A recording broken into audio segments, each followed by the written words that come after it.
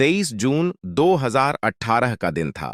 एक गर्म शनिवार की दोपहर थाईलैंड के चियांग राय प्रांत में एक स्थानीय फुटबॉल टीम वाइल्ड बॉयज के एक समूह के लड़के अपनी प्रैक्टिस खत्म करके अपने सहायक कोच 25 वर्षीय एक्कापोल चांतावोंग के साथ एक साहसिक यात्रा पर निकल पड़े। ये लड़के, जिनकी उम्र 11 से 16 साल के बीच थी, ऊर्जा से भरे हुए थे और पीरापट के 17वें जन्मदिन के मौके पर थाम लुआंग नांग नोन गुफा की ओर साइकिल से चले गए। उन्होंने अपनी साइकिलें गुफा के प्रवेश द्वार पर छोड़ीं और गुफा के भीतर गहराई में जाने लगे। गुफा एक भूल भुलैया की तरह थी, जिसमें टेढ़े मेढ़े गलियारे, ऊंचे स्टैलेक्टाइट्स और संकीर्ण पैसेजेस थे।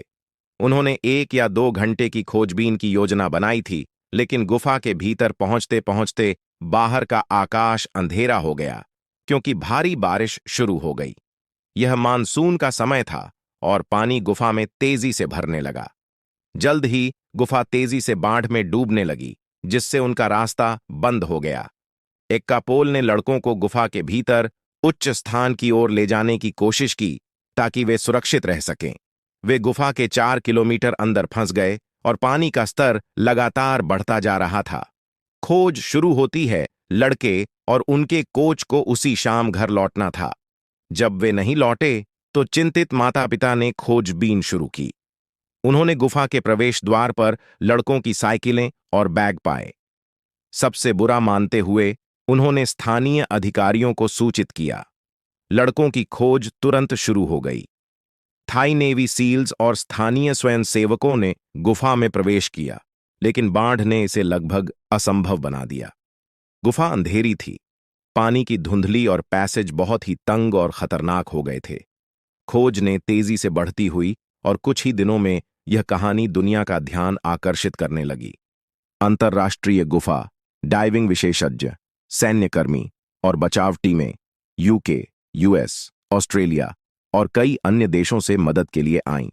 समय तेजी से बीत रहा था, पानी का स्तर बढ़ रहा था, गुफा के अंदर ऑक्सीजन घट रही थी और किसी को नहीं पता था कि लड़के अभी भी जीवित हैं या नहीं। लड़कों को ढूंढना 9 दिन बीत चुके थे जब एक ब्रेक थ्रू मिला। 2 जुलाई को 2 ब्रिटिश गुफा डाइवर्स, रिक स्टैंटन और जॉन वॉलंथन, अंततः गुफा के 4 किलोमीटर अंदर एक सूखे स्थान पर पहुंचे। उनके हेडलैम्प्स ने दिल को छू लेने वाला दृश्य दिखाया। सभी 12 लड़के और उनके कोच जीवित थे। लड़के कमजोर थे, लेकिन आश्चर्यजनक रूप से अच्छे मूड में थे। वे एक छोटे से सूखे क्षेत्र पर एकत्रित थे, ठंडे, भूखे और उलझन में थे। उनके पास कोई खाना नहीं था और वे केवल गुफा की दीवारों से टपकते पानी को पीकर जीवित थे।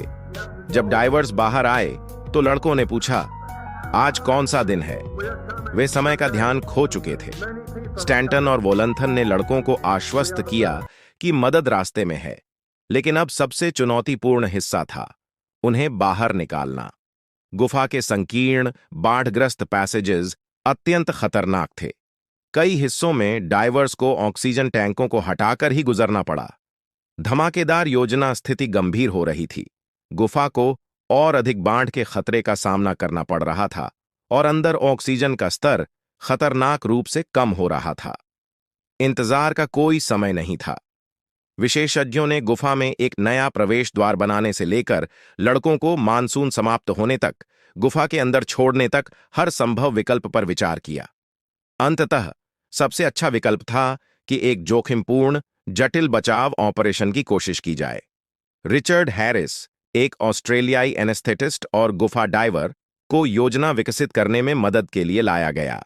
बचाव टीम ने तय किया कि लड़कों को एक हल्की एनेस्थेटिक से सोया जाएगा ताकि वे खतरनाक डाइव के दौरान शांत रह सकें। योजना जोखिमपूर्ण थी। एक गलत कदम जानलेवा हो सकता था। 8 जुलाई को बचाव ऑपरेशन शुरू हुआ। 90 से अधिक डाइवर्स ने ऑपरेशन में भाग लिया, जिसमें संकीर्ण पैसेजेस और तेज बहते पानी से गुजरना शामिल था। प्रत्येक लड़के को एक पूर्ण चेहरे का ऑक्सीजन मास्क पहनाया गया और एक अनुभवी डाइवर से जोड़ा गया। पहला निष्कासन। बचाव का पहला दिन तनावपूर्ण था। डाइवर्स ने लड़कों को एक एक करके गुफा के बाढ़ग्रस्त भूल भुलैया के माध्यम से मार्गदर्शित किया। प्रत्येक यात्रा में कई घंटे लग गए। पहले 4 लड़के एक कष्टकारी प्रतीक्षा के बाद गुफा से बाहर आए। वे कमजोर थे लेकिन जीवित थे। उनके परिवार और बचाव टीम खुशी से झूम उठी, लेकिन अभी भी बहुत काम बाकी था। बचावकर्मी अगले 2 दिनों में लगातार काम करते रहे। 9 जुलाई को 4 और लड़कों को सुरक्षित रूप से निकाला गया और 10 जुलाई को अंतिम 4 लड़के और कोच बाहर आ गए। यह एक चमत्कार था। सभी 13 जीवित थे।